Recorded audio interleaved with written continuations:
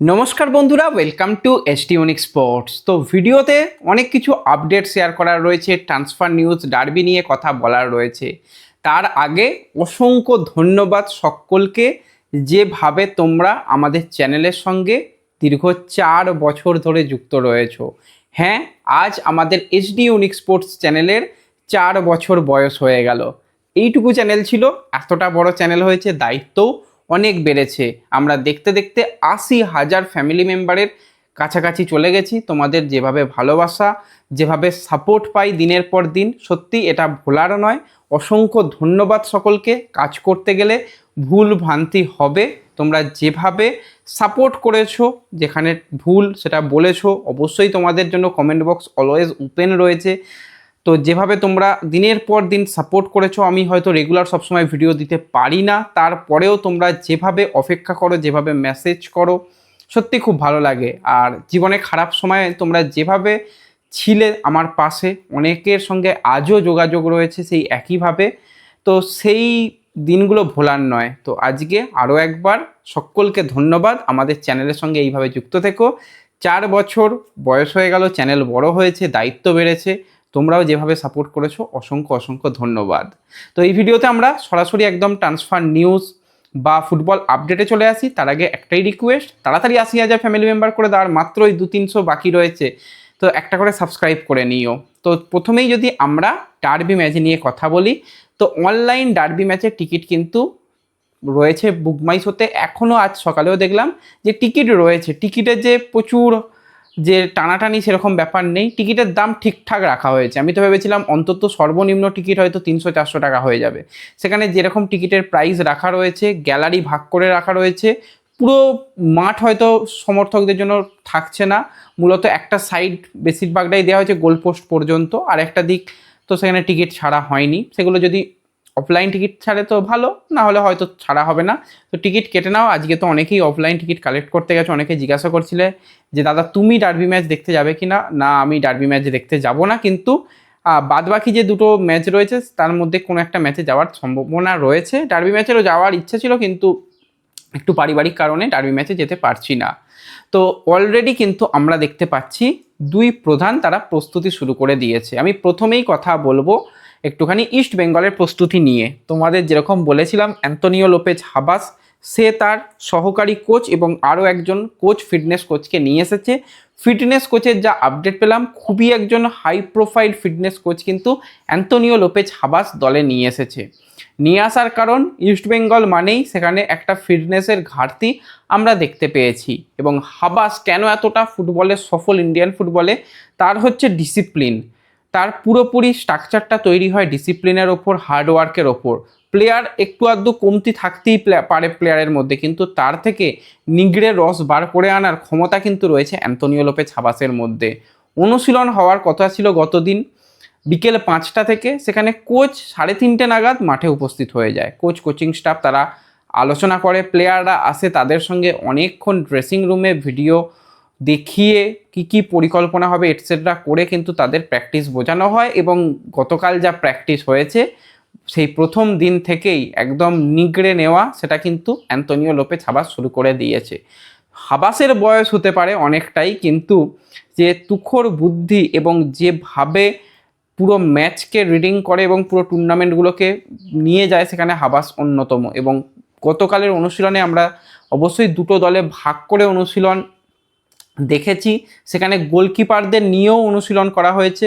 এবং আরও একটা ব্যাপার, তোমরা জানোই যে সুভাশিস রয়চৌধুরী এবং অ্যান্তোনিও লোপেজ হাবাস প্রথম সিজনে তারা একসাথে ছিল, একজন কোচ একজন প্লেয়ার হিসাবে। এখন আবার দুজনই কোচ, খুবই ভালো লাগছে। সেক্ষেত্রে সুভাশিস দাস সেও কিন্তু পূর্বাল আচাম্পা, গিল, গৌরব তাদের কিন্তু খুব ভালোভাবে প্রস্তুত করছে এবং ভালো লাগছে তাদের প্রস্তুতি। এবং যেটা বললাম, মিডফিল্ড দুটো বিভাগে ভাগ করা হয়েছিল, সেখানে মিডফিল্ডে বেশি পরিমাণে পাসিং ফুটবল সেটাকে দেখা গেছে। এবং কোনো জায়গায় যদি মিস হয়, আবার সেই জায়গায় নতুন করে সেই প্র্যাকটিস করানো সেটা হয়েছে। মানে ডিটেল প্র্যাকটিস বলবো না, বলাটাও ঠিক নয়, মাঠের মধ্যে খেলাটা দেখতেই চাই। প্রস্তুতি নিয়ে অতটা না জানলে হবে, তবু সাময়িক প্রস্তুতি নিয়ে তোমাদের আপডেট শেয়ার করলাম। অপরদিকে মোহনবাগানের ক্ষেত্রে বললে প্যানস ডিম্পেরিস, সেও কিন্তু প্রথম দিনের অনুশীলন খুব হালকা মেজাজে খোশ মেজাজে অনুশীলন করেছে, ট্যাকটিক্যাল অনুশীলন করেছে, বেশ কিছু প্লেয়ারকে নিয়ে আলাদা করে কথা বলেছে এবং প্রথম দিনে সে বেশ সমর্থকদের দিকে থাকবে সেটুকু বোঝা যাচ্ছে। প্র্যাকটিসের পর কিন্তু সমর্থকদের সঙ্গে ছবি সেলফি ইত্যাদি তুলেছে। অপরদিকে অ্যান্তোনিও লোপেজ হাবাস সেও কিন্তু সেই জিনিস করেছে। তো এটা তো গেল দুই প্রধানের প্র্যাকটিস। এবার দুই প্রধানের কিন্তু একজন করে বিদেশি প্লেয়ার তারা কলকাতায় এসে গেছে। ইস্ট বেঙ্গলের ক্ষেত্রে তোমাদের জানিয়েছিলাম যেরকমটা ড্যানি র্যামিরেস সবার প্রথম ইস্ট বেঙ্গলে যোগদান করবে প্রথম বিদেশি হিসাবে। ড্যানি র্যামিরেস সে যোগদান করেছে, এবার আজকে থেকেই হয়তো প্রস্তুতি তাকে দেখা যাবে। অপরদিকে মোহনবাগানের ক্ষেত্রে ডেজান ড্র্যাজিচ সেও কিন্তু আজ সকালে কলকাতা বিমানবন্দরে চলে এসেছে। আজকে রাত 8টায় মোহাম্মদ বাসিম রাশিদ ইস্টবেঙ্গলের চ্যাম্পিয়ন ক্যাপ্টেন সে কিন্তু আসবে শোনা যাচ্ছে।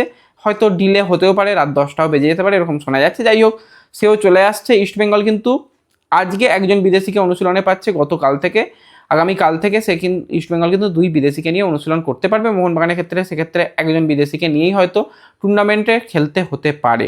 এবার এর মাঝখানে যদি একদম ওই ডার্বির দিন পর্যন্ত যদি বিদেশি আসে তাদের মনে করে খেলাতে পারে, কিন্তু একটা জেট ল্যাগের ব্যাপার থাকে, প্লেয়ারদের ওইভাবে নিয়ে এসে নামিয়ে দিলে ইনজুরি হয়ে যাবে। আমরা জর্ডান এলসেকে দেখেছিলাম বা আরও অনেক প্লেয়ারকে দেখেছিলাম মোহনবাগানের ক্ষেত্রে, ওরকম কিছু প্লেয়ারকে দেখেছিলাম, টম অলড্রেডকে দেখেছিলাম, ব্র্যান্ডন হ্যামিলকে দেখেছিলাম, যে ওই এসেই নামিয়ে দেওয়া খারাপ হয়েছিল সেগুলো। তো আমার মতে বলে যে যতটুকু রিসোর্স রয়েছে সেইগুলো নিয়ে ইন্ডিয়ান প্লেয়ারদের নিয়ে ডার্বি খেলে নেওয়াটা সবথেকে বেটার হবে।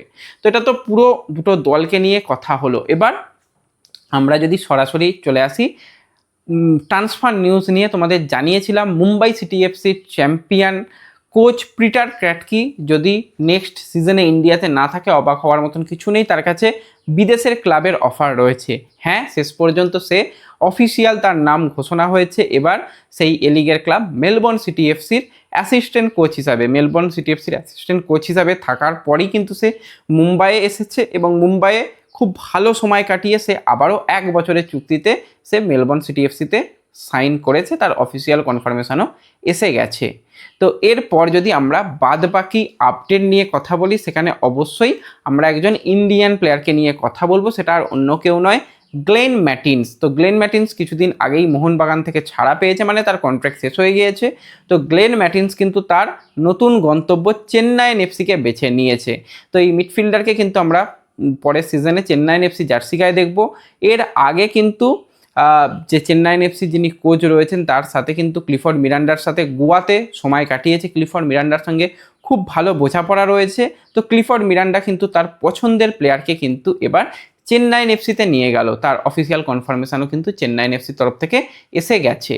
তো এরপর যদি আমরা একজন বিদেশি প্লেয়ারকে নিয়ে কথা বলি, তো মিকুর মতন, আমরা ইন্ডিয়ান ফুটবলে মিকুকে সবাই চেনি, সেই রকম কিন্তু একজন প্লেয়ার আইএসএলে আসতে চলেছে। তো সেই প্লেয়ার হচ্ছে একজন স্প্যানিশ প্লেয়ারের নাম যদি বলি, সে হচ্ছে একজন খুবই ইয়াং ট্যালেন্টেড প্লেয়ার, 29 বছর বয়সী স্প্যানিশ ফরওয়ার্ড চিকি। তো এই চিকির যদি আমরা কথা বলি, সে ক্লাব ক্যারিয়ারে কিন্তু বেশিরভাগ সময়তেই বা পুরো সময়টাই সে স্পেনে খেলেছে। লালিগা 2-এ তার 70 ম্যাচে 5টা গোল রয়েছে। এছাড়া কিন্তু স্পেনের থার্ড টায়ার লিগে তার 70 ম্যাচে 21টা গোলের সাথে 4টে অ্যাসিস্ট রয়েছে।